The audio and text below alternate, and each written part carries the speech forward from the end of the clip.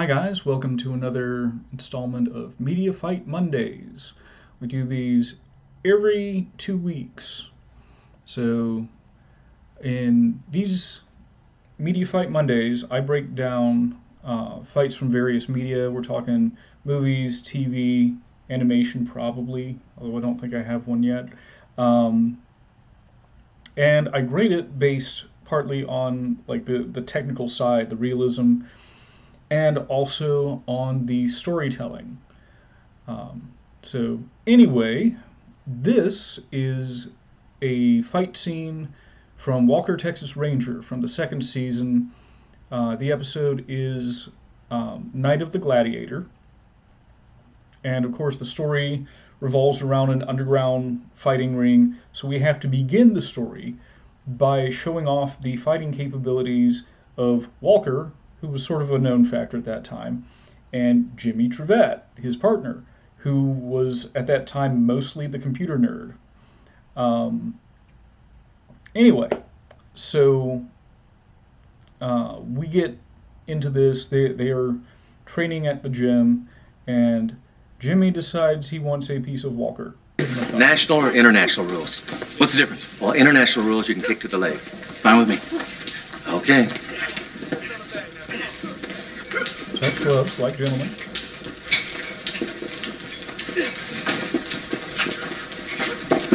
Gauging the distance, because that's jabbing in.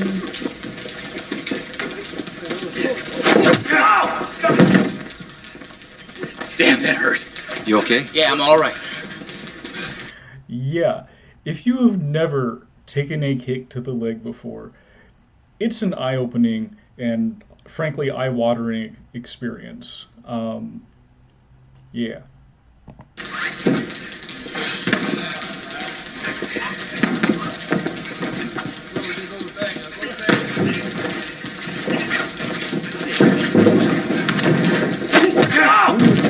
Thrown him without even any setup. Let's do national rules. Okay.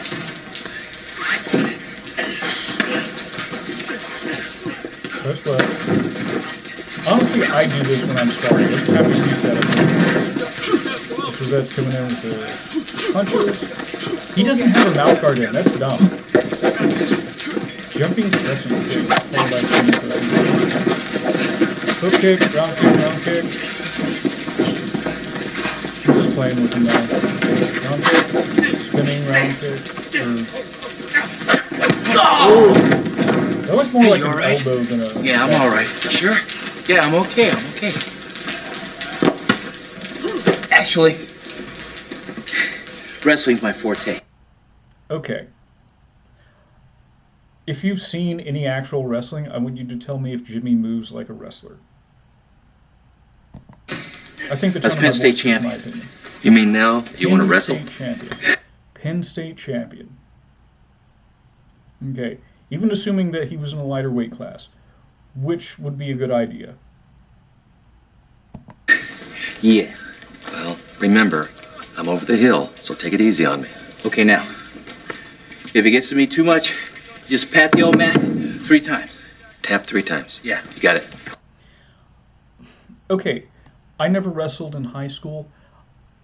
I don't know if tapping the mat is a thing that high school wrestlers do. You know, that's definitely like a judo thing, and probably a jiu-jitsu thing before that. But yeah, I don't know about that. Get these off.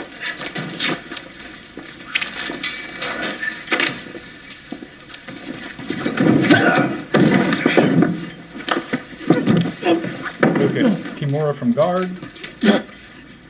That's actually cranked pretty good. Listen, go. Oh, no, surprise, armbar. Another tap. Triangle choke. This is a good flow. Kind of... Helicopter to an armbar.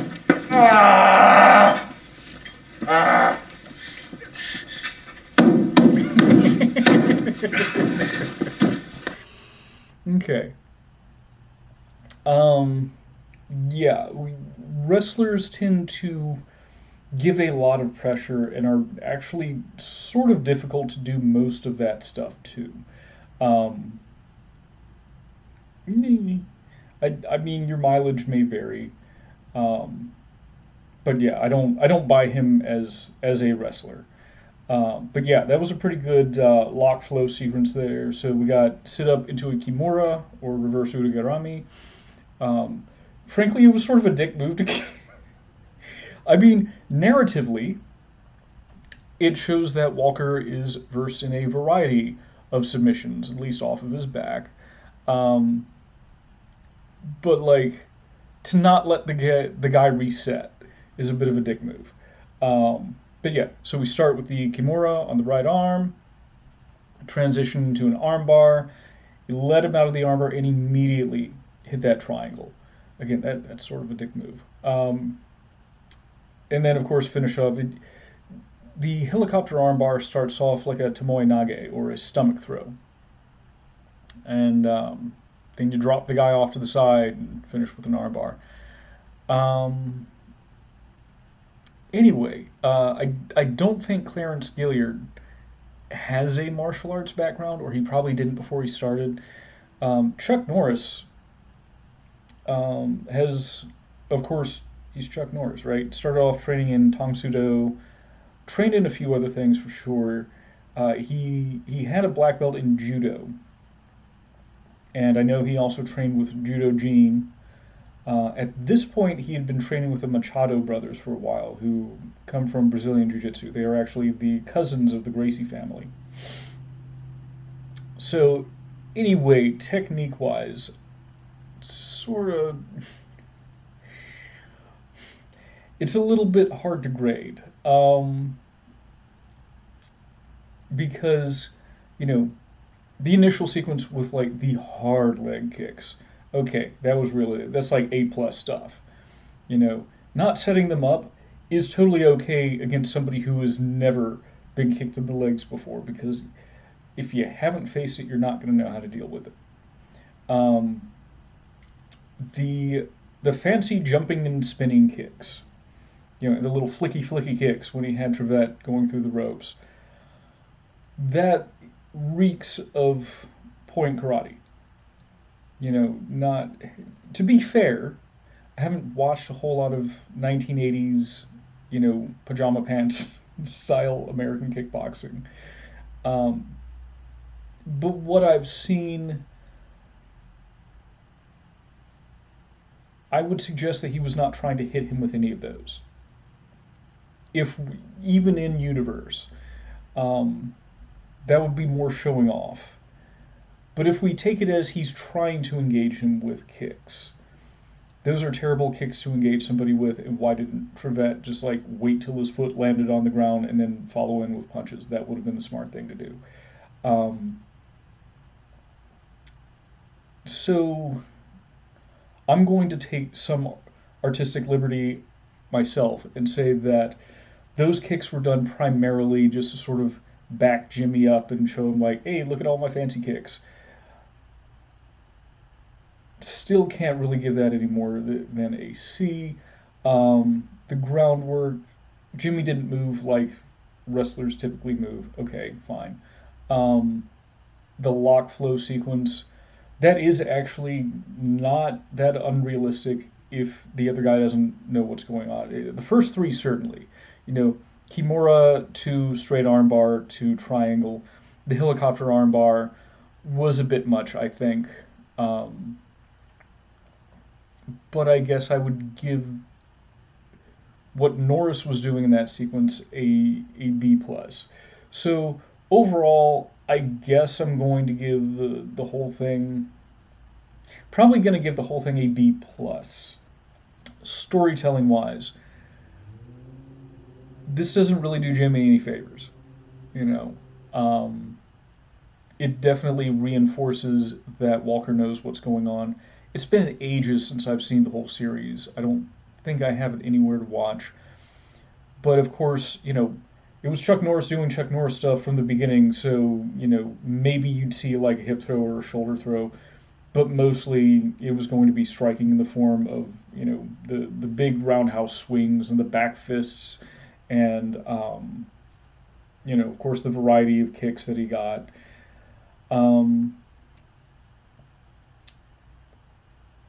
This might have been the first part that showed that he could also handle himself on the ground.